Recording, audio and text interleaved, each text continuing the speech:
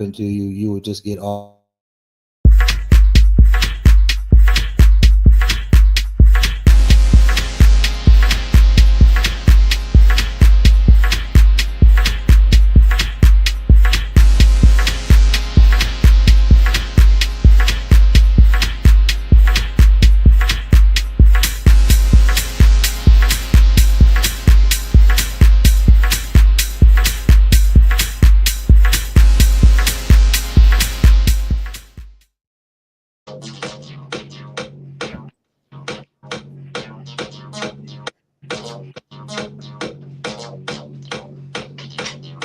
Lester.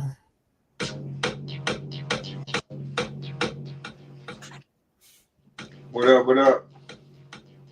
Lester. Yeah. Okay. So what's up, everybody? Welcome to MS Live. I'm the co-host, D-KNOX, as you know. Myles has to take an important call right now, everybody, but he will be in to join us shortly. But as you can see right now, you have myself, King Lester Fitzpatrick, Roman Zavadny, the master label, and the master himself, Hakeem Murphy, in the house. Hello. What's up, everybody? Let's welcome everybody. As I said, Myles will be back in soon, guys. He just got something to do. So, how's everyone doing today? I'm good. How you doing, brother? Awesome. I'm good. My Sunday is over with now. Oh no! what happened, man? No, it's over. No, it's the same. It's 8 o'clock, so I'm chilling. Yeah, same for me. Yeah. Chilling. What time is it? Where you at right now, Roman? 11:07 Pacific Coast. You still got the day. West Coast. And, I know what time it's in Chicago, and it is was it 1 o'clock there? Yeah. Yep. So y'all still got the whole day. So Mr. Lester Fitzpatrick, man, what is going on? What have you been up to? Same thing I've been on the last 30 years, which is how I'm able to keep making tracks consistently. I just follow the same routine that I followed when I first started. Okay. I'm gonna do something every day. I'm gonna do something every day. It's every day. That's how you get better. Mm-hmm. Still trying to get better as well. Mm-hmm. But the more you do it, the better you get. And man, it's just in my DNA. I've been doing it this long every day, and you know, I feel funny if I miss a day doing it or a week or whatever. But I do something every day. Mm-hmm. That's that consistency. Yeah, consistency. That's what we were speaking earlier about. So important. That's what UKR is all about. You know, it's we've been doing this for a long time, and we're consistent. Yeah, it's every week you're going to see something from UKR. Yeah, every week, whether it's on special series or UKR, you're going to see something out there every Wednesday, every other Friday on special series, and we've been doing it, you know, for all these years, and putting forth that quality material and pushing the sound that we believe in, and Lester's been the backbone. You know, Donnell, you've got a release out there. Chance just sent me 2 EPs, all hardware. Mm-hmm. You know, I'm excited about that. Jay's been sending us material, and it's been an honor to work with the caliber of artists that we're working with, that we're supporting. It's just a community, and man, it's an honor. I feel that, man, because you definitely consistent, because you've been doing it for a while. I don't know how you be busting them out, man. What is the magic? It's a labor of love, you know, just like Lester said, it's consistency. I'd feel weird if I didn't do it, you know, and other things there might be an ebb and flow. Like right now, I'm not able to do videos on a consistent basis because I'm in a remote area and I have limited bandwidth and limited time learning my new position at this company. But I guarantee you it will come back as soon as I've got a little bit more time to devote to the actual videos and the cap cut and the advertising. But we're still releasing. We're still doing write-ups. We're still sending promos. We're still getting action. We're still making it happen. but a little bit of an ebb and flow, and that's okay. Artists have that as well with their creative energy. You know, you're gonna have a huge influx of music, and then you're gonna back off for a little bit, depending on what's going on, what's influencing you, your energy. So it's consistency over the long haul, and that dedication, and then that engagement to the creative spirit and that voice you have inside, which is about the techno. It's about the house. It's about the music. Mm-hmm. No, I feel it's all about music. It's all about the music. You know, it really is. Yeah, that Mike Banks used to tell me that all the time. D, it's about the music, man. Don't put yourself before the music all the time. Now, with that being said, I will lead into a question of how did you two link up and meet and start to, really get together and do music together and cooperate? Because I know Lester, he's been doing this thing for a long time. You've been doing your thing for a long time. But, how did you guys even get in contact with each other? Jerome. Behind that? Jerome Baker. Oh, Jerome. Oh, yeah. Jerome.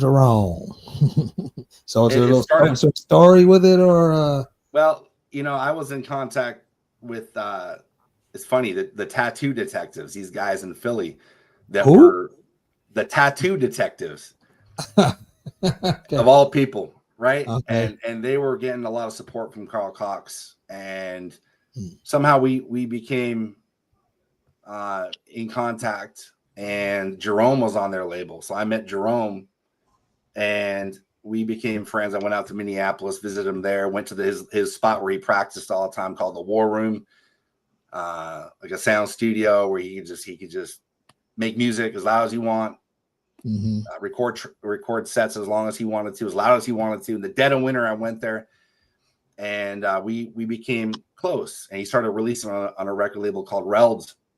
It was way before UKR.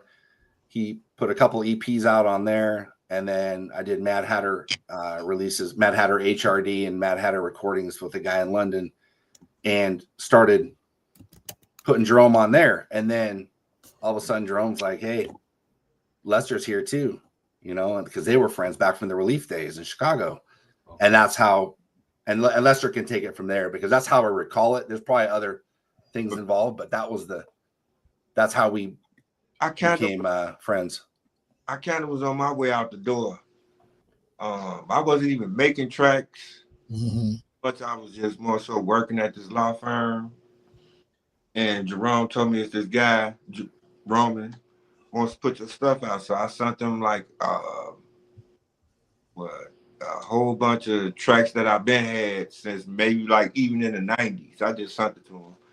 So he put all that out, and then some way it went some way, like he was with the dude in London, I think, and they was running that label, and it didn't work out. So then he started UKI. So in the beginning of UKI, it was just me. And, I was just giving him a whole bunch of tracks, and from that, other people started getting on the label, and here we are today. Okay, so y'all met. That's interesting. You met the good old Jerome. Good old Jerome. Yeah, he was the catalyst at the very beginning to connect us, which was awesome, and we're still in contact. Yeah, y'all got a whole he's still crew. Putting stuff out with us. It's cool. Yeah, because y'all got your own little thing over there. Now, are y'all also connected with Gene Ferris too, or he just? I know he's because he's cool with Jerome, so I didn't know if it was. Yeah, I'm cool with him. I don't personally talk to Gene on a day-to-day basis, or I've only met him once. But I've got mad love for him too. He's solid. Okay. Always been. Yeah. Hakeem, you kind of quiet there? Did you have? I'm you want to jump in? I'm just learning the history. You know what I'm saying? Learning the history. Sometimes you gotta observe. I mean, Rum to be, but we never planned it, to go like how it is now. Because basically, I was just giving him tracks and he was putting them out. Then, once people started catching on, really paying attention to the label, he made me a partner of the label UKR, and he just give me the freedom. Whatever I give him, ain't no pressure. I may send him like 50 tracks. Dang. How do you even go 50? How long are you making your tracks, Lester? How long? Like, I mean, like the length. Man, I don't know. The time. 8-minute tracks, but I shorten it down now. Maybe like 6, 7 at the most. That's still a lot of work though. 7 minutes is a lot of work to make something interesting, you know. Yeah, and I'm just figuring out how you got time to. Because I remember when we all met in Detroit, you, Jay, and I, when we was playing the speaker box that night, and Jay was saying that, man, how you got time to do it? And you was telling us a story. You get up in the morning, you get the groove going, you knock it out before you go to work. And get it in, so you getting it in before you even go to work. I come back home, you still boom, I just knock it out. But I just got how I got my setup is I know what I want. Once I get a groove, I just go with that and build around that groove, and that be that. Yeah. So are you doing like a hybrid system? Like, do you have the computer with your gear, or are you doing everything just in gear? Pretty much all my mix downs, I don't never draw it like a lot of people do. I do it. That's even easier for me. I do all my stuff live. Okay. It's like the good old days. Just hit play. But it's freedom. It's freedom in that. But like, I think the computer is a tool to be for recording. That's how I record everything. Essentially. So that makes it easier to edit or anything like that later in my situation. Yeah, I have a hybrid system too. Like I used to do like you used to do, Lester, before. I used to just use the MMT8 and just, finger push the buttons and make the tracks that way. But now I can still do that, but it's going into the sound card and it's capturing everything. So like Akeem said, I can go back and edit it if I want, or sometimes I just use Ableton and I can still make it sound like I'm using hardware and nobody would know because I know the little tricks for it. Sometimes it's faster, but but I need to get on you where I can get up early in the morning and start something and then come back home and actually finish it. That's the thing, with me it's different. Like I might have some days where I'm just boom, just knocking them out, but then there might be a few days where I'm not doing nothing or something. But it would be nice if I could get myself up in the morning and like you and get something going and come back after and finish it off. That's we old school. A lot of times I had crap in my bed. So it's right there in the bed with me. I'll roll up. Hey, I got an idea. Or whatever. It's always right there. Either if it's not in here, it's in the bed with me. Yeah, I know what you mean. That's why I want to buy an updated groove box for that situation. So you can just write down some things. But sometimes using the iPad for sketches sometimes too. Oh yeah. So that's also very good. I bought a couple of the Korg apps. I like those things. I had the Reason app. Oh yeah. This to start a track, but like finishing it though. That's the thing. Yeah, that's what I'm saying. Like I started it. Now where's this discipline that when I get home, man? No, I gotta finish it. I don't care what else is going on. It needs to be done, just knocked out. I was when you first started, but when I first started, it'd be like me, Paul Johnson, Robert Armani, Glenn Underground, and some more people. We would all be at Robert Armani's house in the basement, so we didn't have time to. I'm gonna come back and do this to it. We did a lot of them tracks that came out on Dance Mania Relief was done in one take. And we wasn't doing all that stuff. We was knocking them out right then and there. So I still try to have that attitude because those people are track masters though, in different ways. All of them that you just named. Yeah. It sounds like everybody's got a similar story because as you said, you was in the basement and then you guys were all together. It was the same for us in Kalamazoo. We might all be together at Jay's place, Fanon's spot or mine. Somebody's on the PlayStation. Somebody over here doing something. Some girls around. We making tracks, finishing it. And then when I heard Mike Banks talk about how him and Jeff Mills are doing something similar, like out of Jeff Mills' apartment and stuff, making tracks at home and just getting it done. But I will say, since I started incorporating the computer, I think it did kind of slow me down a bit because I had to, the learning process and making it to where I knew that, okay, I can come back and finish this thing. Whereas before, when I was just using gear, I need to finish it, and I only got so much reel-to-reel tape, so I got to even just be careful when I'm making it. This got to be the track, no matter what. But you get good at it Couldn't turn when the you're shit. doing. Mm-hmm. You might lose it. You couldn't turn it off. No, yeah, you're right, because it didn't sound the same. If it got cool, once it was warm, it had that sound. But if it cooled off, it was like, oh man, the string pad don't sound the same no more. The bass, it lost its that fuzziness to it or something, So which is going to lead me into asking both of you, Roman, yourself, and Lester, how long have you been making techno? If you can take me back, and not only how long you've been making techno, but what got you into it, in the first place, into this business. First of all, I'm not even techno. Mm-hmm. That's no House Nation all day, bro. Yeah. I would want that. Techno did not want to even do music, and I didn't even know nothing about techno till maybe like about 95. I'm just keeping it real. I ain't know nothing about techno. Mm-hmm. So it was Chicago house music. So in Chicago, we had this thing where you had your regular house music, like Move Your Body and Jack My Body. Then we had another thing that we called tracks. Okay. Was what Robert Armando did, Farley and Mike Dunn, guys like that. We had tracks that sounded a little bit harder than the regular house music.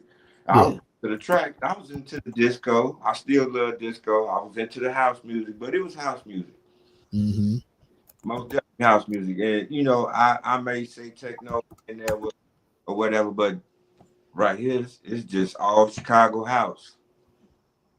Cause I remember going to parties back then, hearing stuff that I still haven't heard since then to this day. Mm-hmm. People were making tracks, and a lot of them tracks would be hard that never ever came out. Like Mike Dunn, to me, he was like one of the kings. If you want to say a techno, he was making some banging stuff that never came out. So I run into him. I'm like, Mike, what happened to those tracks you used to play at the courtyard? I don't know what he had. Somebody stole this and stole that or whatever, but losing that tapes and stuff. Oh yeah. Man. Yeah, I'm house, dog. Techno. Okay, but when did you start? Like, you could take us back to like what got you into even making music. What was that like? Okay, I'm doing this. I feel this. How'd you stumble into it? I didn't stumble into it. It started going to the parties and seeing the DJ up there. Like, oh man, that was cool. That's cool. So I met up with this guy named Andrew. He had turntables. I go over his house and try to practice and stuff like that, or whatever. And got me some records, got some tables, and be in the bedroom doing that. But then it went from that to, man, I would have did my track like this, or I would have did it like that. So then I wanted to make my own tracks, and this back in like maybe like 85, 86, 87, 88. 88 is when I met Robert Armani. We was going to Kennedy King College. And I never really had big expectations for this. I just wanted a record with my name on it. And for that. That came, and then I found out I could make a little money because in the 90s it was totally different. You get some money from this. I don't know. Oh yeah. It's totally but I found out I could make a little money from it. So I was doing something I like, getting some money in the 90s. Okay. Yeah, I feel that. See, in the 80s you really got into it. Yeah, that's fly.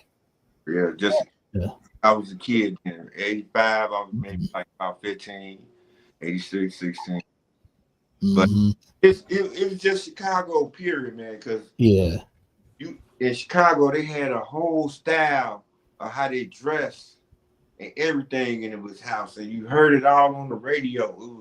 It was all on the radio. People was playing it, and they cars. Even the gangbangers liked it. But around 88, 89, okay, the rap like kind of like blew up or whatever. They wasn't so much into it no more. But you still had the old school house heads here though. Like I said, man, I really, really love house music and disco, and that's what made me want to do what I do. House music. Just even hearing it and being around it, you know, especially Chicago, because you know that's it. House is house. Yeah. So Lester, where did you grow up? Where did I grow up? Yeah. Like in Chicago, Illinois, in the hood. You was in the South Side or where you West Side, South Side? South Side. South Side swag. Now I was just wondering, I'm thinking about like the music, because I grew up in Oak Park, and so like we always had different I say always exposed to different music. But I remember this kid who was in my freshman year in high school. He was a DJ at the roller skating rink in the North Side. He gave me a tape, and like one tape was like cashmere stuff and like casual, and the other side was like Robert Armani type tracks on the other side. So it was an experience for me that got me into it, and then I started listening to all the Dance Mania stuff, and then I was buying tapes, of course, DJ Funk tapes, DJ Dion tapes, DJ Slogo, and so forth, and then I started buying the records and going to the parties. So I was just wondering where it was coming from, but I think I had a record from you. It was on Relief, I believe. I might still have it. I don't know. It might be a here or shit or Oak Park. I had to look, but yeah. Roman, how about you, man? What sparked you? What got you into this whole thing? Well, I going to school in Portland, going to boarding school when I was 15, and sneaking out at night and going to the clubs, and watching the DJs play, dancing. I was in a troupe, a dance troupe, and they called me Down to House. I had a little jacket and stuff. It's a long time ago. I mean, this is 1988. Okay. And then I went after graduating high school, I went off to England for a year, and went to a school out there called Eton, and got exposed to this massive amount of electronic music that I'd never heard before. This is when drum and bass was coming out, and there's just a huge amount of music being released. And I bought this CD, the Fast Eddie, Jack to the Sound. Fast Eddie, yeah. You know, and that really influenced me. That was the first time I heard a 303, and I just that was my aha moment in music when I heard that album, and it changed my life, you know. And then I came back and learned to DJ.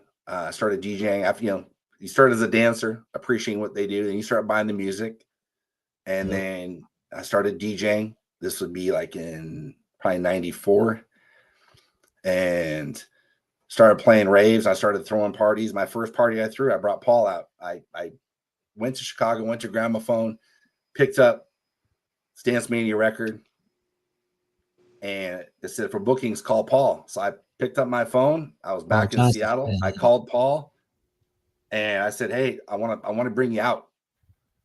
This is in like 96, 97. And I don't even think he'd been to the West Coast yet. I'm not sure, but I know he hadn't been to Seattle before. And he said, $600, bring me Manuel Pippin and Tracks. I said, okay.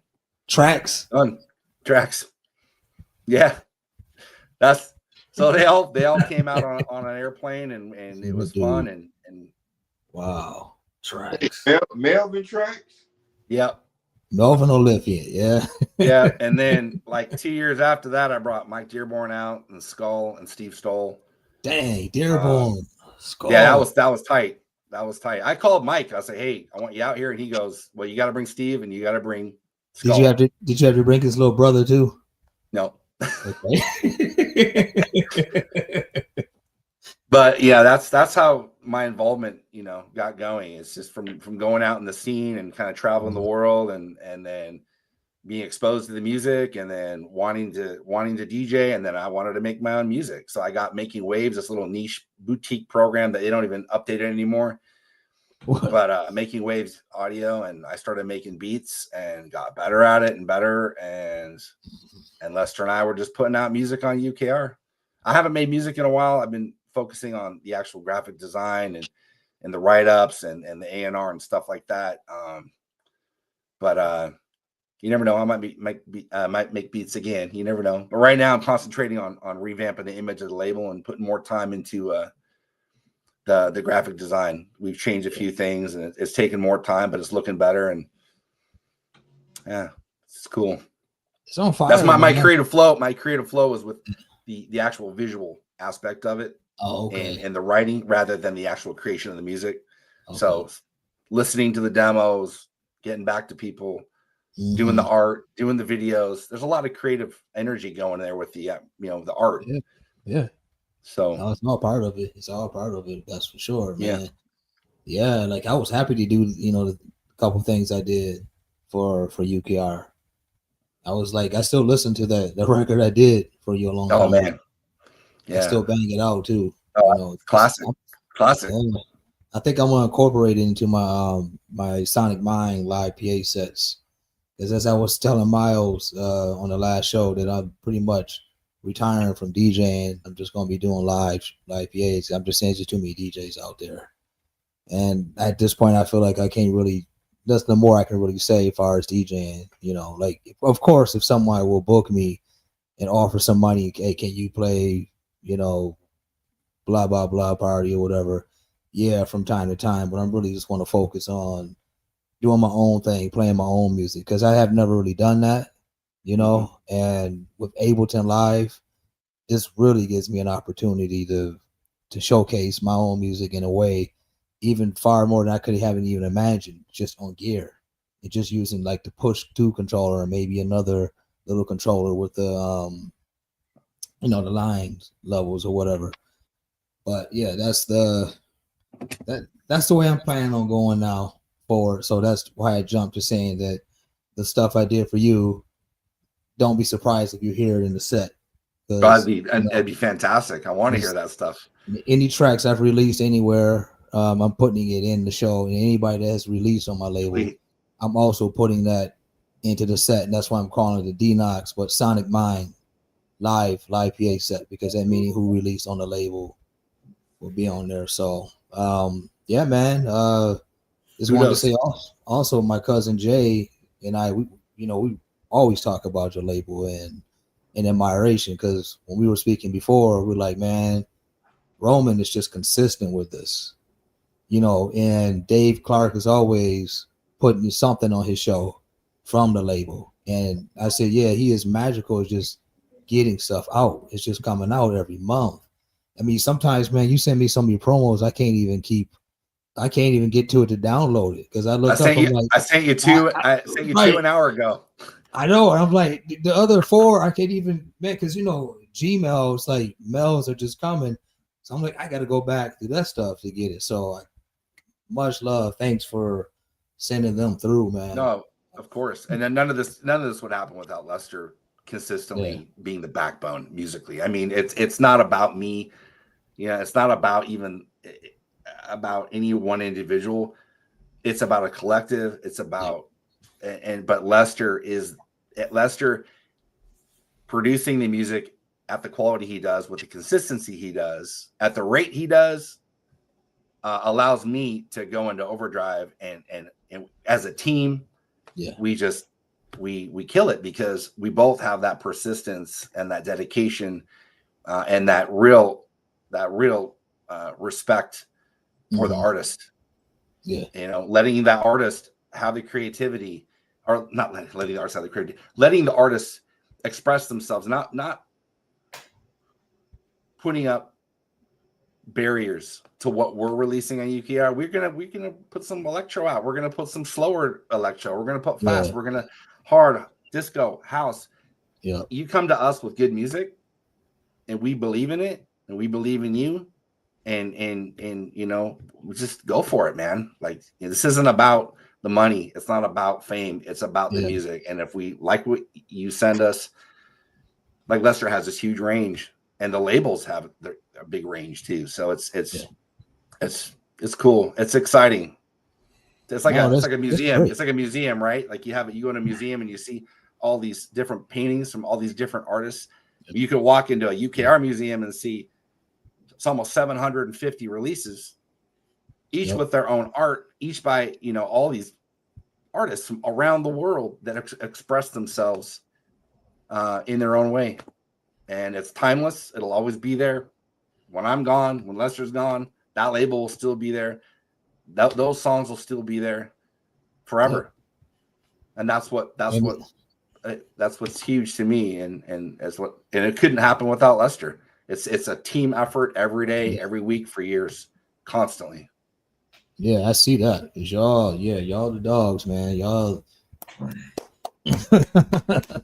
got this thing mastered. That is for sure. So Lester, with that being said, man, I got to know, man, what did the day-to-day life look like in Chicago? You know, growing up and even up to now, you know. Well, I'm old now, man. I'm in my 50s, so back then, you know what it was, the same as it was in Detroit, probably, or wherever you was, Michigan. Slang drugs, or you work. Ooh. Women, you know, usual crap.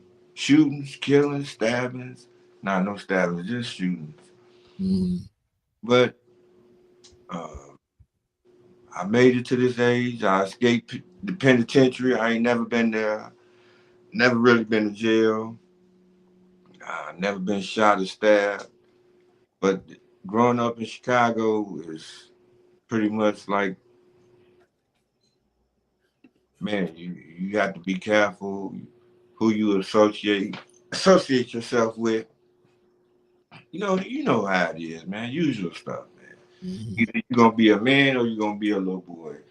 A little boy want to go out there and, you know, be known as the shooter, the killer, the most gangsterous dude out there, or you know, a real man just chill, take care of his business, get out of other folks' business. That's the most important thing, though. Mind your business, you know what I'm saying? Yeah. I mean, they don't seem to understand it over here in Europe, but you know, like some places I go, you're like man, if you was doing that back in Kalamazoo, you see that over here, I'd be like, wow. I mean, it's just different culture. Like, you know, because here I'd be minding my own too. But I feel you on that. Were you visiting any record stores back then, like other than gramophones? Yeah, Hot Jams. Actually, Hot Jams. Andre Lopez, the owner, put out my first record. It was DJ Skip. I'm in the record store. He playing some more of my tracks, and I didn't know how Cashmere, aka Green Velvet, looked. I didn't know it was him in there. So I'm playing my tracks, and Cashmere asked him, "What's that playing?" And he says, "That's his music." And he was like, "Oh, for real? Come down to the office." And that's how I ended up on Relief, from being in the record store while Cashmere. Okay. Yep. So that's how you got on Relief. Because I was going to ask that next. How did you even hook up with old boy? Well, Andre Lopez, who put out the DJ Schizo record on Madhouse Records, was playing the tape of some new stuff that I had. and Kaz asked him who was that, and he told him it was me. And we met, we formed our own little relationship, friendship, or whatever. And yeah, I guess. What was that like? What was that like being on Relief, man? What was it? How was he like, Green Velvet? Also, I don't know. I don't know him that much either, but I'm just curious, you know, because you got the inside. I have my it's two Green Velvet. It's the one I met in the beginning and the one that he is now. In the beginning,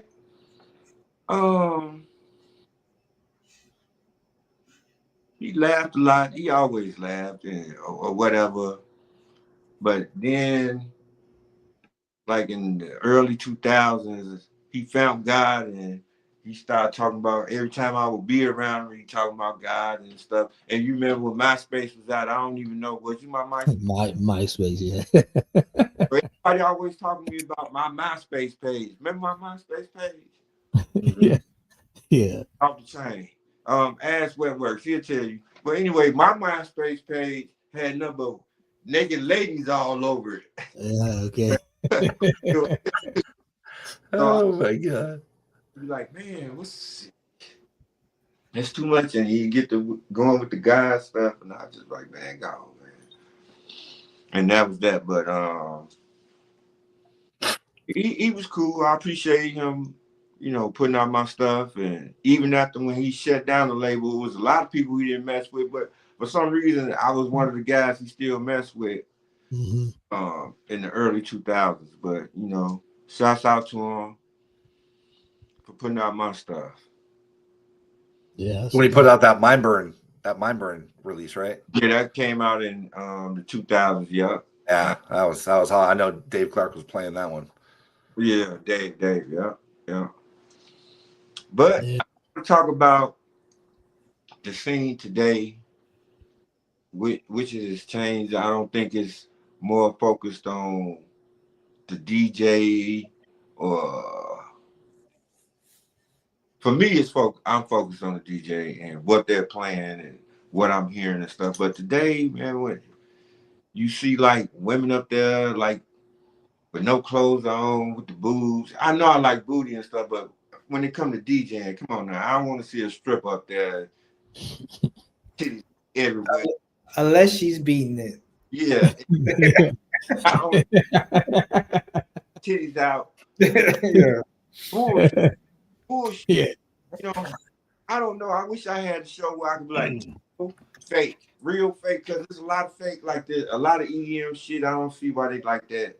No, I'm not into that. Like, I don't know.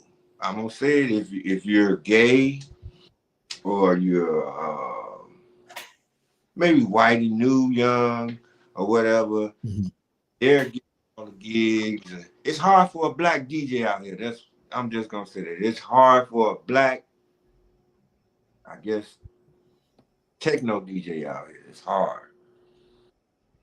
And it's just I think a lot of stuff is political now. It's like they just forget about the real stuff and want the cheesy fake stuff. No, I think it's a narrative that the narrative is what's selling the music and the label for the people who are unaware of what kind of music they like in the future. Like we all started out listening to different types of music, or if you have kids, you see the music they listen to and how they transfer over time into getting deeper and deeper, like discovering new music from their parents or their older brothers or something. But like, yes, especially remember when like right before COVID, it was the whole like the transgender DJ phenomenon. I mean, it's always been transgender DJs, but it's like it was really blowing up the narrative. And like this, and like LGBTQ, like it's like, or they needed more women represented in the scene, and so all of a sudden there's an explosion of this type of stuff, and nobody's really paying attention to music. They were like, "Oh, so you're so brave. When did you transition?" So people are interested in transition and not interested about the music. I say that I keep harping on it, but it's really true. Like it's like a narrative, and it's like people want to feed into, or the people want to feed into a stereotype, or you overcame something to be a DJ. Like, oh, I was in Iran and I couldn't play music, but I kept making music, and now I'm out here. And how is your music? Is it good or is it bad? Is it like in the eye of the beholder? But that's what I see. And like when I looked at the magazines and I was looking at the articles they're pushing and the artists that were being pushed everywhere. And I was like, but what about the music though? Like, I don't care about all the other stuff. I was trying to hear like what kind of music you doing. It don't matter who you are. Like, what is the music sounding like? If it's good, then it's good. You know what I'm saying? Yeah. But anyway, I think that's part of the reason. I think, and also after COVID too, like all my music stuff dried up, my gigs and stuff were over here because of like all the promoters changed, and they all went from all the older people had to regroup because they had to take care of their life, you know what I'm saying? So all the promoters became younger, and people were so that's the other thing that happened too. So, and like they're not exposed to, everybody has different tastes. The tastes have changed, I think. So, well, it kind of sucks. No way, Little Miss Tiffany, who started 2 years ago, yeah, more than me. That's how she look good, man. She look good. That's the problem, huh? Yeah, titties and ass. The strip club, but yeah, shouldn't titties be getting more DJ gigs than me? Just how I feel. You know, titties, but I don't want to see titties when I DJ. I want to hear some, stuff that is not getting hard. You know what I'm saying? Yeah. Well, different people have different perceptions of what entertainment is. Yeah, it's true. From a shit show, man. I remember when I used to go see DJs, you never really saw the DJ. It was dark in there. He off in the cut somewhere. You knew who was back there, but you didn't see. Now is the superstar and all this type of stuff. I'll take the DJ off in the cut where you don't see and it's dark in there. I take that over the all the crazy stuff and all the stuff that the shenanigans that they do. It's too much. But it is what it is. I just do my thing and I really don't focus on it, but I do see and I have some things that I don't like. I just like, wow, this is what that's where we at now. The only way to overcome that though is just like to keep doing what you're doing. Yeah. It's like that's all. That's the only thing to really do, because you can't really worry about trends, whatever. I mean, unless you're trying to sell a lot of records, okay, you got to kind of get that. But if you're just making music and doing it for the love and trying to expose it to people, then you just got to keep doing it. Because if you really want to make money, you would make commercial stuff or stuff that's like easily made, easily produced, or like paint by numbers. And you wouldn't be creative like that. You wouldn't have to be. You could just do that. I've never been commercial. I always been underground. And I love the underground. I like some commercial stuff here and there, but I can't see me really making no stuff or trying to do that just to get on or be famous or whatever. No, that's not me. I don't know. It is what it is, man.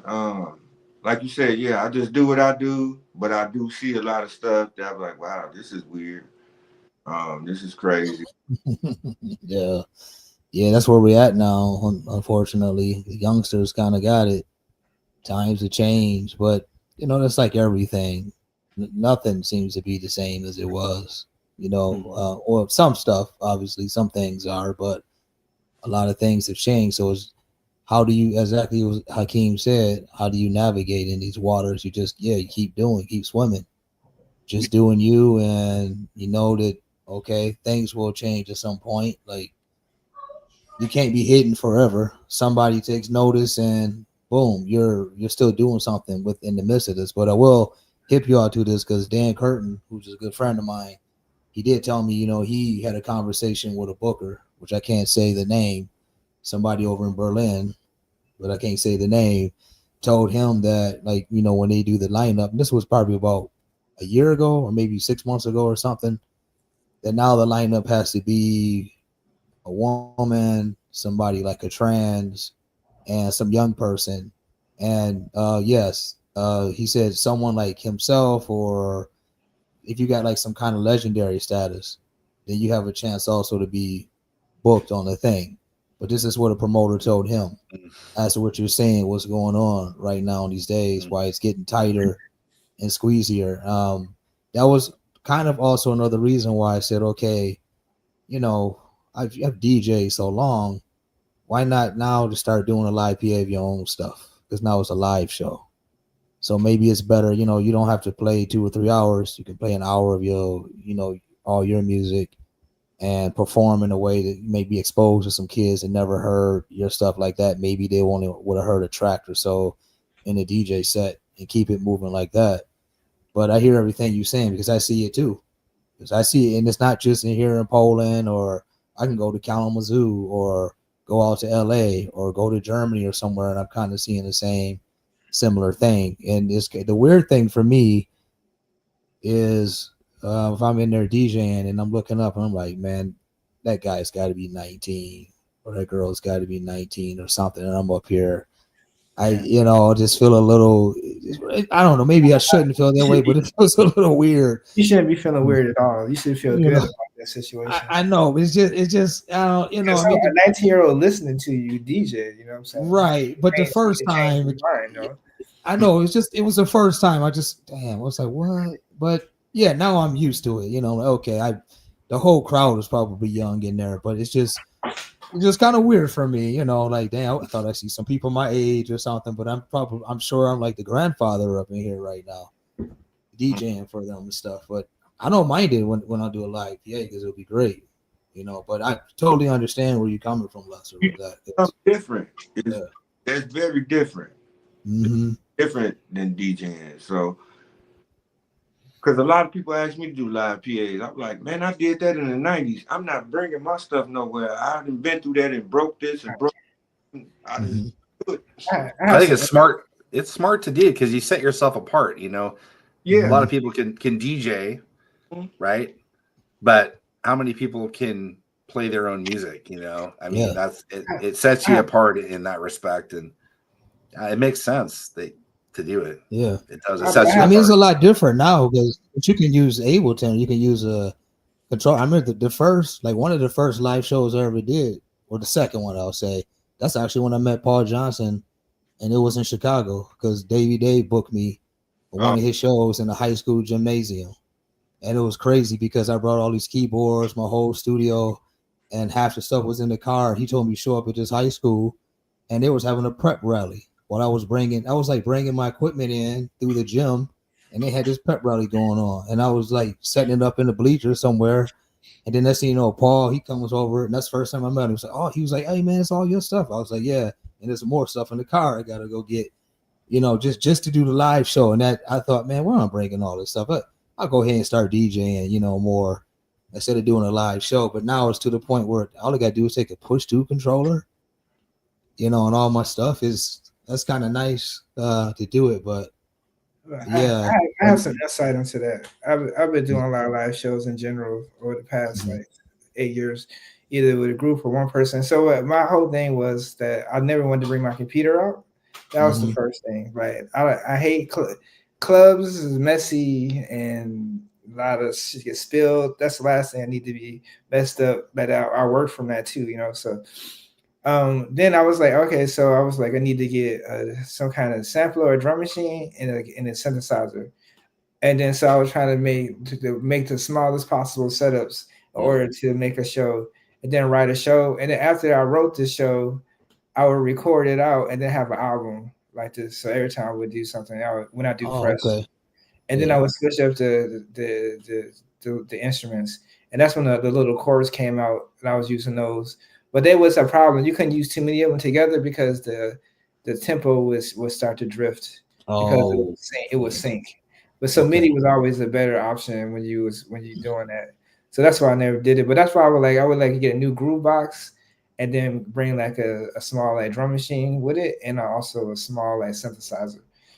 And then just have that you can have in your carry-on, and then either have a mixer there or use some type of mixer, and then rock your show out for an hour. And then so you don't have to be so dangerous for your stuff. If it's a machine that's like €100 or $100 or $300, it's like it's not that big of a deal, as opposed to a computer that's like $1,300 or something, you know. So that's what if you do a live show, just find something that you don't use. Like if you're using that drum machine there, Lester, every day to make tracks or whatever that is, don't bring that out. You know what I'm saying? Never bring that out. So like bring out extra stuff that you can afford to lose. Otherwise, you'd be frustrated if you get messed up. Well, I got a question for you, Donnell. Okay. When you think of Strings of Life and The Good Life and just those two songs, Strings of Life and Good Life. What comes to your mind? What would you classify those songs?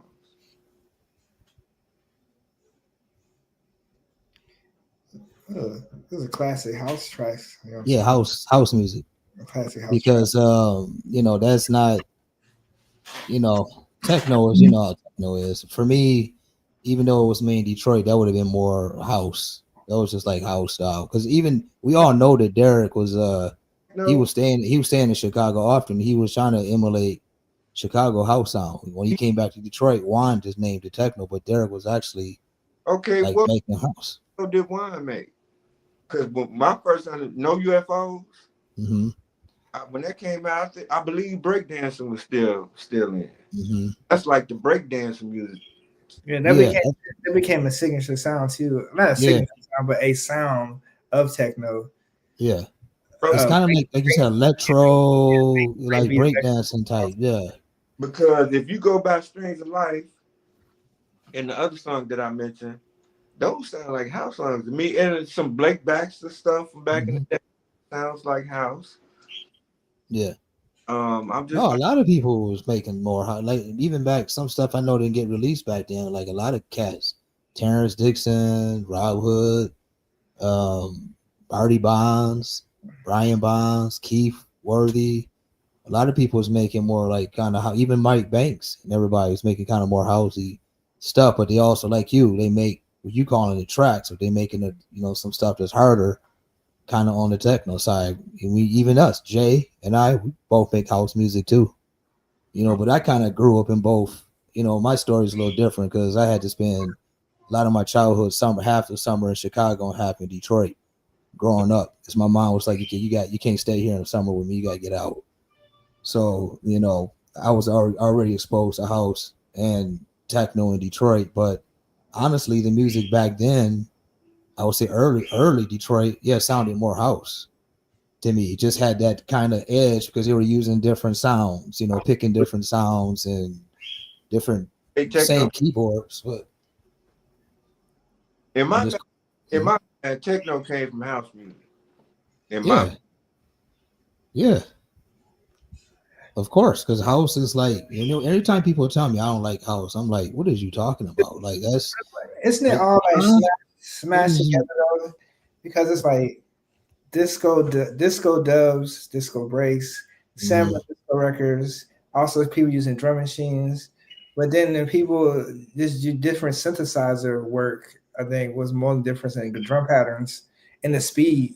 So the speed was dictating if it was more techno or not too as well. So if you slow it would it's totally different. So you can mix it with house. If you're making techno with strings, funky bass lines, you slow it down, you can mix it right with house. But it's the same thing. If you're making tracks like you are in Chicago and that's fast, you're not gonna mix that with, you know, a deep house record. It's gonna be too fast. I'll try that for sure. I tried it, but you know, I had to try it when I played with Sluggo and his whole crew one time in Indianapolis somewhere. He had like 30 people on stage. And I was like, okay, I got to try to switch my stuff up to keep up with him, man, because it's just me. He's got like 30 people there. But I said, okay, I better just stick to playing. And that time, man, I was playing a lot of y'all stuff, man. Like yours, Paul Johnson, Skull, a lot of that stuff. Like I probably had more of that records than just like even some techno stuff. Because I would play a lot of Swedish, like some of those Swedish guys too, like Adam Bear and some of those dudes, sessions and but I'll be mixing that with a lot of tracks and stuff and some techno stuff, maybe from England and some American stuff. But yeah, Lester, when you say that yeah, it's just straight up house to me. I'm going to say Jit or Juke or Jit. Is that's what this show is called, Juke or Jit? Yeah, we always give it a title to for the show. So I say Jit came from Juke. Mr. Tree, is Mr. Myles somewhere around, or is he? Yes. We would like you to get some questions in here if he's. Hi everyone.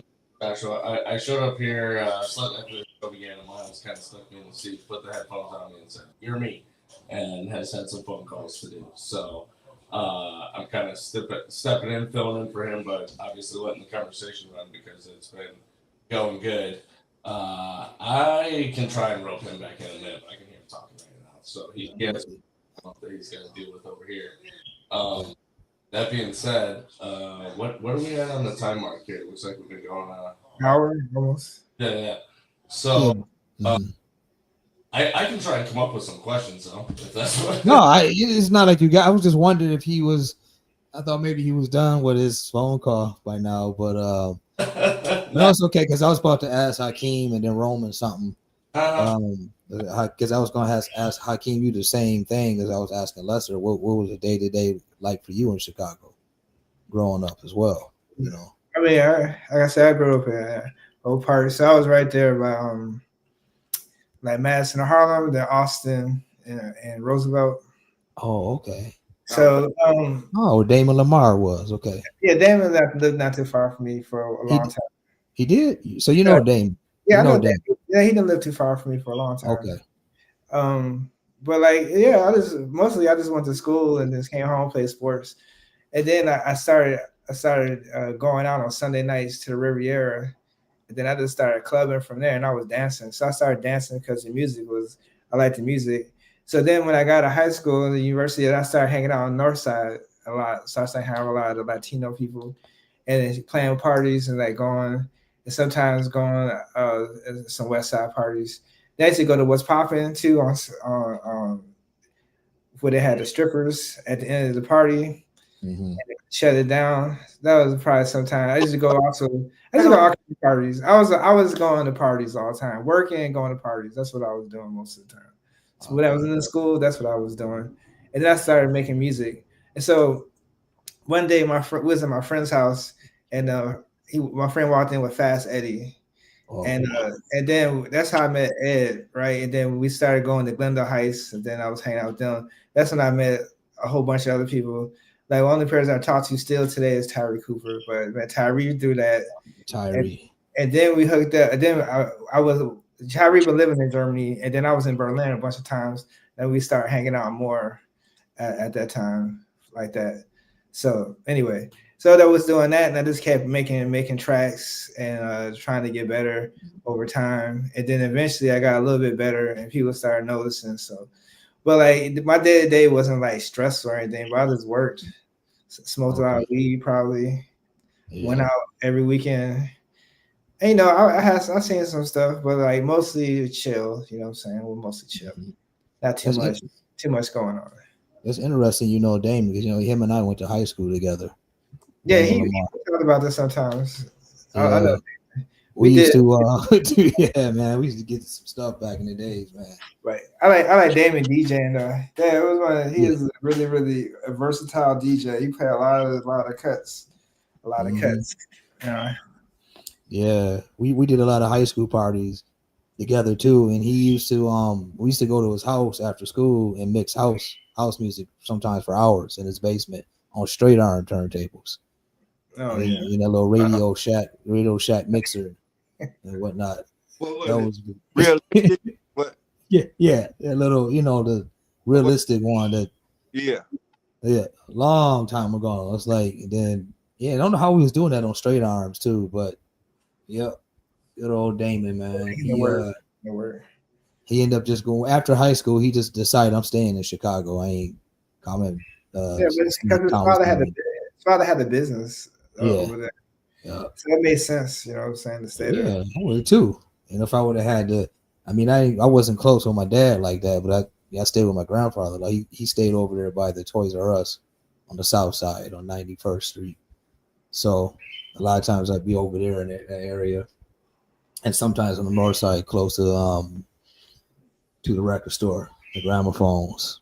When I would be around, staying with relatives and stuff. But I would have too, man. If I would have had the option, I'd probably be up in Chicago. I'd probably be there right now in Chicago because I love Chicago more than I have to say than the D. I mean, I like Detroit too, but Chicago is just Chicago. You know, the vibe, the feel. I love back in the days, man. We used to, like with Myles, we'd come up to Chicago a lot on the weekends and go to like Red Dogs or Kabooms, and then to go to somebody's party, you know, and go to the record store and just hang out for the whole weekend, which is always nice, just to go and come. But Roman, well, we still got you there because you've been quiet for a while.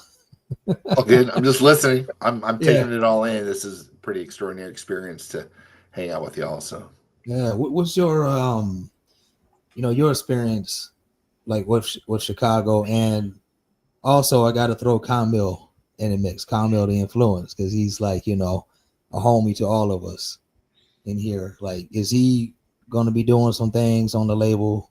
Who's that? Further? Camille the Influence. Camille. Oh, you know, I would hope so. We haven't talked in a bit, but I love his music, and the last EP he put out was extraordinary. I mean, I was blown away by it. Yeah. You know, my involvement with Chicago. I mean, I've got family that's out there, Minneapolis, Chicago. I come out there once a year, hang out with Les, Jerome. I was out there a few months ago. We threw a party. UKR threw a party with Microdot. He threw it, kind of a tandem effort. Lester rocked it. I played. We kind of did a tag team set for a while. Lester had to play another gig that night, so he was in and out. But man, I love Chicago.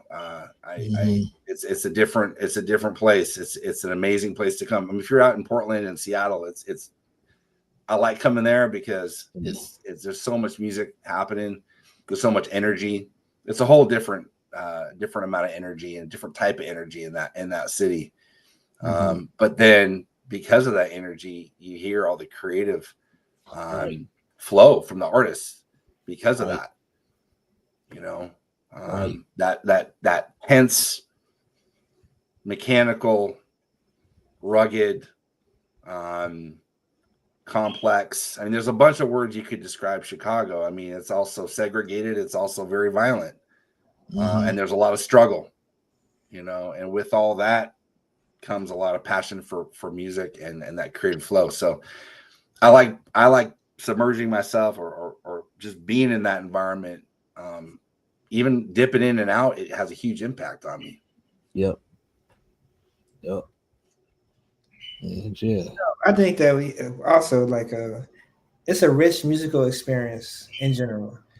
Like you can hear people driving down the street, bumping all kind of music, from like bombing music to Pop Smoke to somebody playing the Percolator or somebody playing psychodrama, like everything you can hear. And then of course I grew up not that far from V103, so of course the radio stations. I used to listen to B96 mixes. I used to listen to the mixes. The WGCI mixes, not the old school ones, but the ones like in the 90s. Those WGCI mixes. Okay. So you missed the Julian Jumping Perez. I had Julian Jumping Perez, the Hot Mix 5, but I'm saying like I didn't catch them all there, but I heard like later when the tapes came back out. But I was more like the 90s. Like shout out to a radio station that played a big part in Chicago house music too. WKKC. They nothing but house music on Saturdays, Mondays, Sundays. You had Barbecue Bobby. He played, but matter of fact, he was the first one to play Paul, Rob, and a lot of people's stuff on that radio station. Okay. Radio station, WKKC, it was him. He played my I gave him a tape. Mike Dearborn, the first time I heard him, he was playing on WKKC. So they played nothing but house music, mixes, and all that stuff 24/24. Back in the day, I don't know what they doing now. I don't think they do that no more. But man, that radio station right there played a big part in Chicago house music. Kennedy King is definitely a great contributor to Chicago house music, Chicago music in general. KKC. You knew about KKC? Yeah. Yeah, of course. But because of all the people that I used to run with, they always tell stories about WKKC. Or like even when people, artists on my label too, they would be playing at KKC, or they was like going to KKC, going there with Kennedy King, and they would tell me about the music or listen to like mixes. And oh man, the mixes were here was that. I had to find out about parties from there, this and that. So yeah, it's definitely a classic and very well known in the scenes in my circles.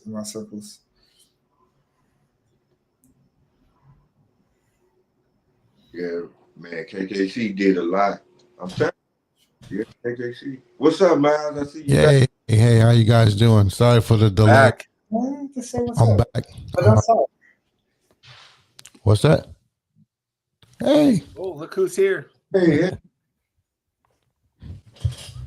There we go. Tyler. Okay. No, but I have another question for you guys. Do you think racism in this stuff? Do you what? Do you think it's racism in electric? Why he Here we go. He disappeared. A loaded question and disappear.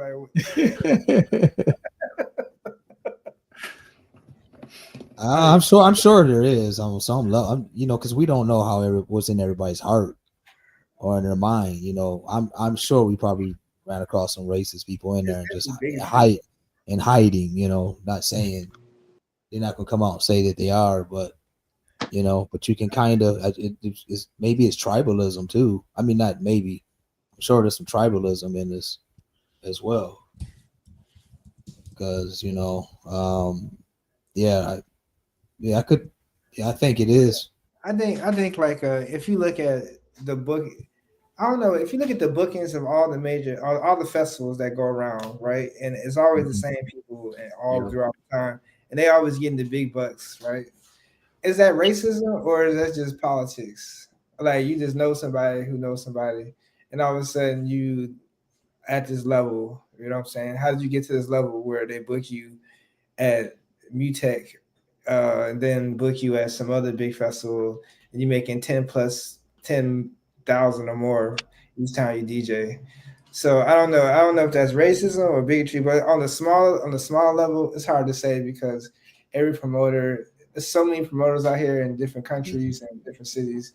It's hard to say if there's racism, but there's definitely a hard road, especially it's just a hard road. This is look at the way the USA is now at the moment. It's a hard road for people of color in general. So not just black people, but any person of color. And I was like, yeah, I think everything bleeds through society in a way, and it is reflecting. But like even before then, I think it's still probably more difficult unless you got a narrative. Unless you have a narrative, it's difficult. I think it's really difficult. Well, we got good people like Roman, and I'm not Roman. Not everyone, but what really drives me to keep me to making music is I feel like they want to push me out. They don't want me. When I first started DJing, doing these raves, whatever, all the DJs was black. Mostly all of them, everybody was black. We were the only black people there. So now I look at the lineups, you be, lucky to see one black DJ on there or whatever. Or you may not see one at all. But like I say, man, what keep me going is I'm not gonna let them push me out or nothing like that. Cause I do feel like they were, okay, we're gonna put DJ Jessica. She just started last week. We're gonna put her up here, but we're gonna put him back here and let her head land over him and all this type of stuff, man. It's just weird, but all I do is just fuels my fire and make me just keep going. And I feel like I ain't made my best stuff yet. I'm still trying to make my best stuff. I'm trying to game up. So what? I always had the same question to you. How often do you guys in general, everybody makes music, listen to your old stuff? Not that often. Like I said, recently I've been going back and enjoying my music. That's why, because sometimes it's necessary to go back and see where you was and to where you at now. Mm-hmm. And so that's why that's why I always recorded my mixes, because that was the best way to have my collection or something, or just record a lot of PA just to listen to it, to see how you're doing.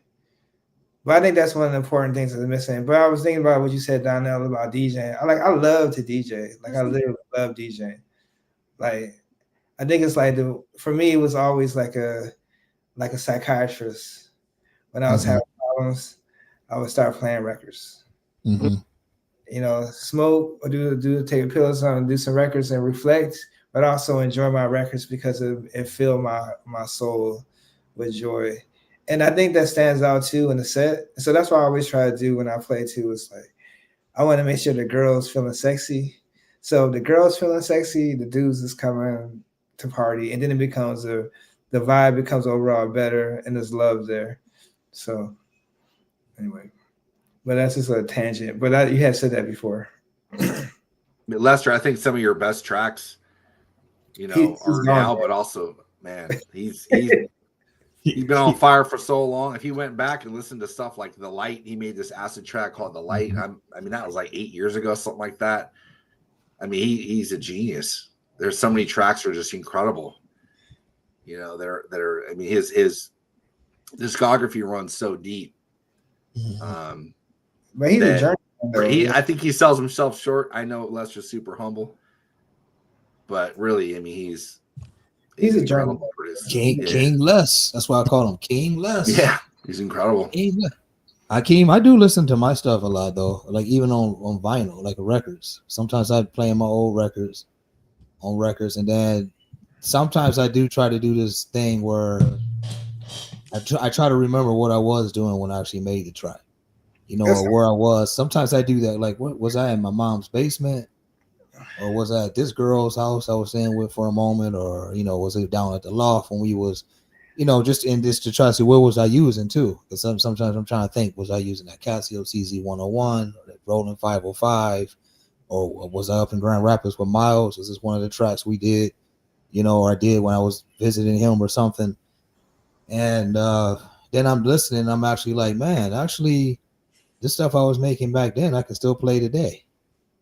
And it still has the feel, because the thing of it was I go back and listen for that feeling, like that, because it seems like when I was using the gear more, the sequencer, and then recording it to tape, it just moved differently, the energy in it. And then whatever I was doing back then, because I was a wilder guy back then than I am now, but just the stuff that's in it from that time, it's like it feels good when I go back and listen to the old stuff, actually. But I'm actually I like the stuff I'm doing now too in Ableton, as well, or like with my gear I have. It's still like Lester was saying, I still have the same formula, but I've just like updated the sound, because that's just naturally what you're going to do. I don't want to keep sounding like I did 20 something years ago, but I still like the same process in the way of making it. But yeah, I still love to listen to, and not only mine, I go back and listen to a lot of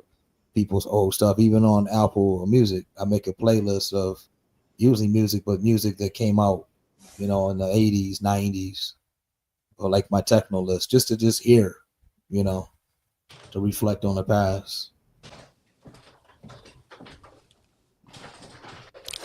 Cool. Hey, who that is? That Tree make music too? That's Josh. She just got back. Might have him take over again for a second. Hey, Josh, hold on. I gotta do one more thing. Josh Got a new is on host, duty. right? I don't know about that. Josh is on duty. So Josh, what's been up, man? What you Resident- been doing? Sitting back You live in. in How we you live doing? in Detroit now, right? Yeah, I'm still between West Michigan and East Michigan right now. I'm running down the spot. Oh, we're on the right mic now. I was using the wrong mic earlier. That's much clearer. Better now. Yeah. So yeah, I'm staying out. I'm renting a room at this church off of 96 in West Detroit. That's sort of an artist conclave, and Oh, that place. Okay, I was like church. That spot. Okay.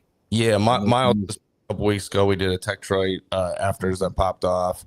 We've been talking a lot about Chicago and tracks and stuff.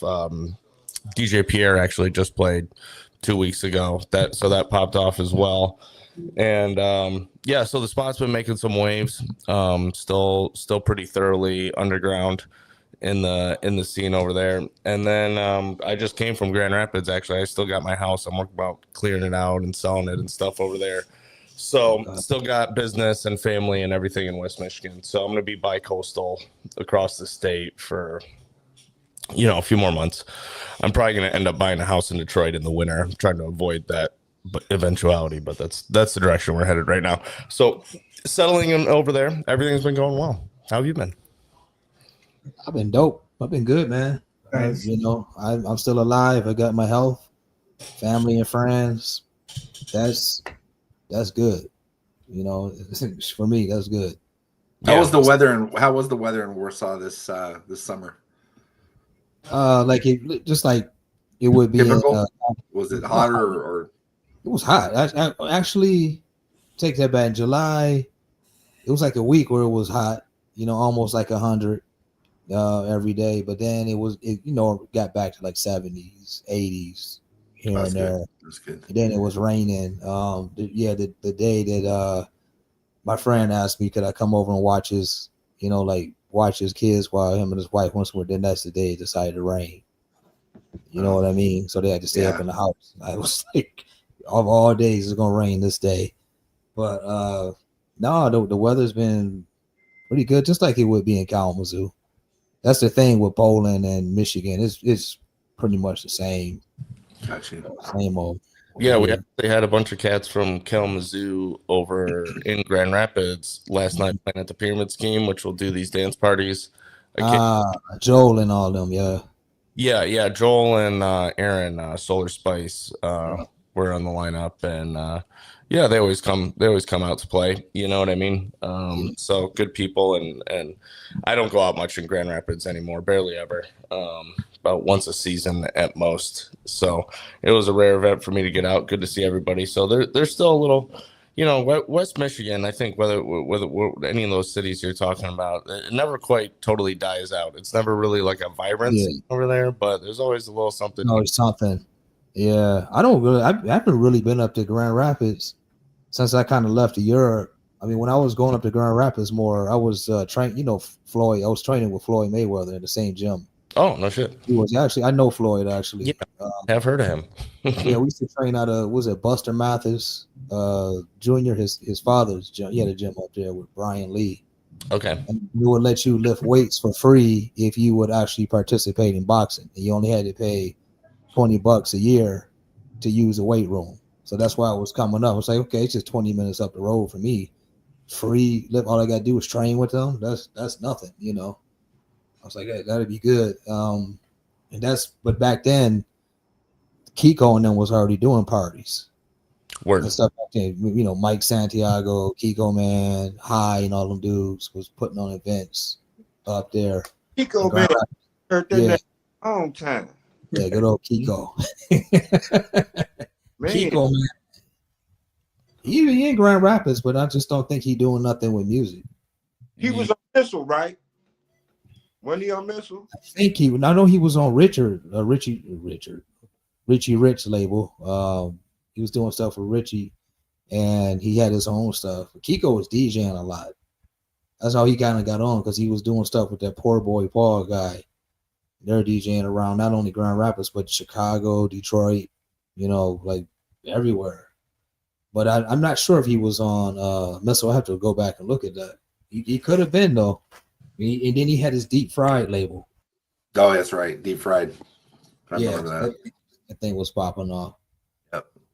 For a while. So I didn't realize if it's the same deep fried that I have. I didn't realize that was him. I got a few of them. Yep. That's what else. How's goes. and deep fried? Mm-hmm. Yeah. So Michigan always, Midwest always just has kept my soul pretty well fed, and I dream about moving or at least traveling all over the world. But I'm sure I'll always call whether it's Detroit or somewhere in the Midwest home. I appreciate the Four Seasons and what we're going through right now with fall and stuff. Everybody's upset that we're getting some cold weather, but sweater weather is my kind of thing. So, Me too. So, but would you live in Hawaii? Not me. No. I would. I went out because I went on vacation over there. So I changed my mind after I went on vacation. I was like, I could not the whole time. I could stay like a month or two and leave and come back. I wouldn't be able to stay like completely just. I couldn't live anywhere like that. But I could be there for. Have you ever been there? Yeah. Oh, so you know. Okay. Mm-hmm. Because Honolulu was the best for me because I was like, I can do everything. They got a couple clubs over there too, some techno clubs. Nice. I don't think I could do that or like Alaska or Iceland or something that's where it's the other. No, I got my sister lives up in Alaska, and that just all sounds like a lot. But you see the music scene reaching out more and more. I heard some talk about EDM and stuff, and it's funny how then now, like, I go to Montana and I got people up in Alaska and in different kind of remote spots, and then how like they're getting EDM and like the festivals are getting closer to them, but so many of these folks have never been in a warehouse to listen to music or anything like that, and how the word rave has changed and these different things. And you hear people saying, oh, these kids are going to a rave tonight, and I always wonder, what does that mean? Certainly not what it meant when we started, or probably not anyway. So no, because it ain't like them old days where you go to the rave and you got some dudes over here selling their mixtapes. You got somebody over here with the food booths. Then somebody selling T-shirts. You got your ambient room, your techno room, house room. Somebody, like different places you could go within a party. It seems over here. I know in Europe, unless it's a festival, it's mainly in clubs all the time. But I never see them really. And if they do it in a warehouse, it's still not that vibe like it used to be. Where I can go buy a mixtape or get me a hot dog over here or something, or I can go listen to ambient or chill out over here. It's just like either just some mind bending techno, just bang bang bang bang bang or something, but not really a big mix. I miss them old days. Like that. Yeah. In the record store too and socializing. It's like as we were saying earlier, I met so and so, like Lester was saying, I met so and so at the record store. I met so many people in the record store in Detroit and Chicago. Yep. That I just formed a relationship with, and we did business together. And just from going there, not even expecting to meet nobody, but it seemed like every time I would go down to Gramophones, I always see Sneak up in there. For some reason, we're like, "Oh, what's up, Sneak?" Again, like the last time I was here, I saw you, and every time I come here, we say we're gonna link up, but we always end up meeting here in Gramophones. And I think he worked there. is that what it was? Like, I think so. Hector Lopez and all them. Like 90 something. I met. I believe he was working out. Matter of fact, I met Hyperactive in the record store. Been knowing him since early 90s. I met a lot of people in the record store too. Got to give a shout out to Vertigo in Grand Rapids while we're talking about that neck of the woods, because I was just DJing with an old friend the other day and pulled out I think it was a like K7 DJ Tennis Comp or one of these records, and and he was like, "Oh man, that's hot. Da, da, da, da. What is it? Where'd you get it, online?" And I was like, "Man, you asking a lot of questions." But first of all, I was thinking back, and I was like, it was probably Vertigo there, where wouldn't necessarily.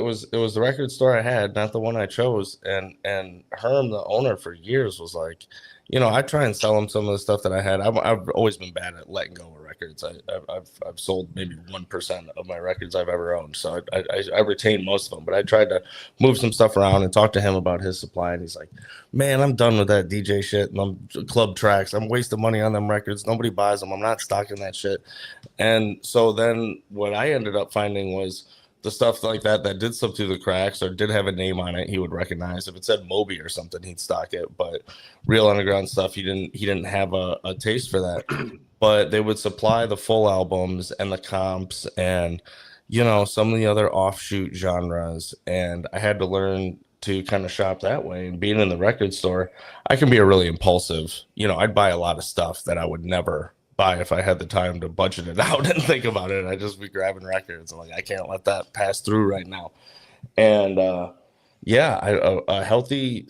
significant portion of my collection is from Vertigo Records in Grand Rapids and supplied by Herm. And then Brandon Hill was instrumental in stocking a lot of that stuff. And I found out all too late that, this dude, another great DJ and musician from West Michigan who, it was like his taste influenced mine for so long, and I didn't know it because he was the dude stocking the records at the store.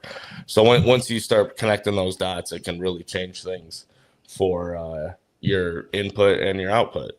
So, yeah. I mean, the magic of the record stores, man. I still use it today. Like when I want to find out who's the promoter in some city, I just go to the record store and ask them. Yeah. Can you introduce me to the promoters?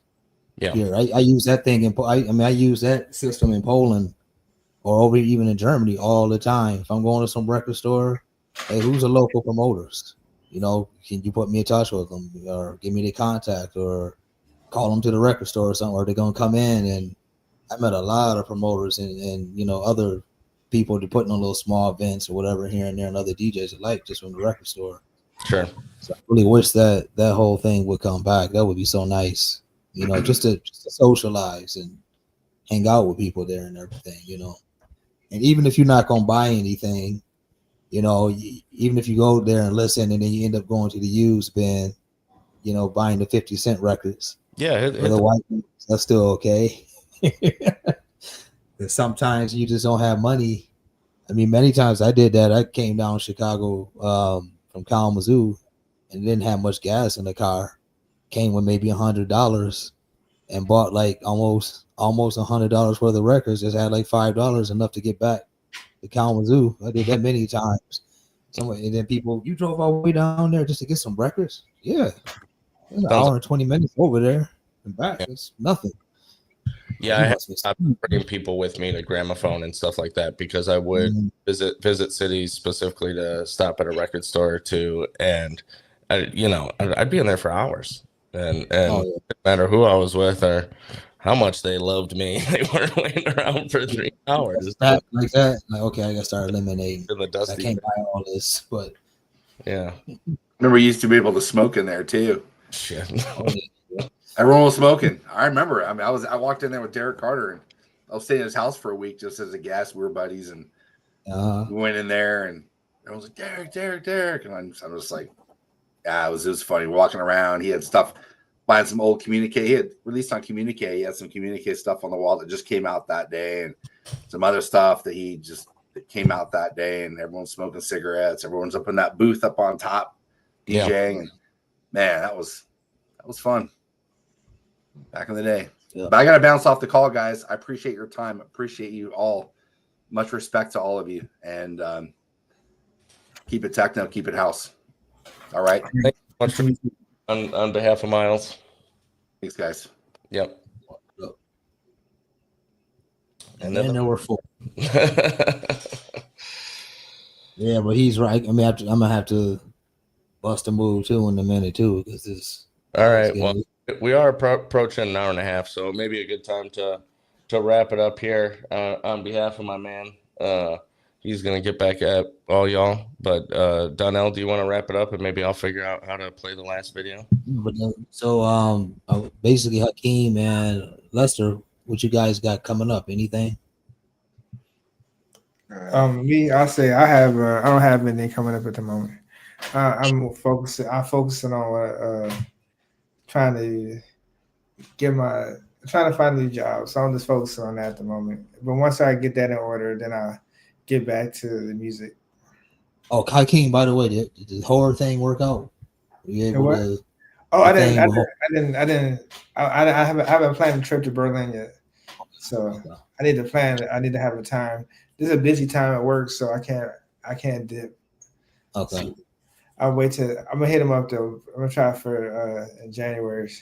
February. I'll try to. I'm playing there again this month, so I'll try to. Maybe you want to talk to the guy that's in there. Like, yeah, be looking for this email because they get a lot of. No, I like, but it's only it's not that far of a trip, but I just need to have the time, at least 2 days to do. Yeah, you need a few days over in Berlin. Yeah. What I got coming up, DJ Ghetto Man, releases on UKR, Lester Fitzpatrick. I got releases coming on UKR. Some different artists that's coming. UKR. I got an EP coming from this guy called McCard. It's coming out on Man Burn. I have one coming out on Man Burn and A-Paul. A-Paul. The next month I have a DJ gig. I believe it's me, Mike Dearborn, and Robert Armani in New York. Oh, okay. Nice. Pretty much it right there for me. That's dope, man. It's good. Anybody you want to share your socials so people can get at you?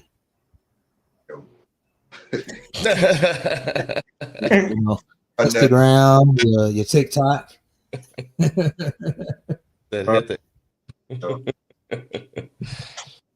No, you can just Google.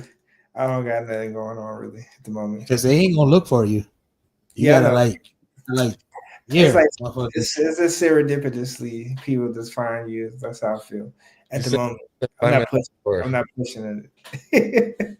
I'm not pushing it so hard. But I'm still involved, just not pushing it so hard. Yeah, I feel that. All right, Joe. Well, I'll push something up. I got a shameless plug coming up.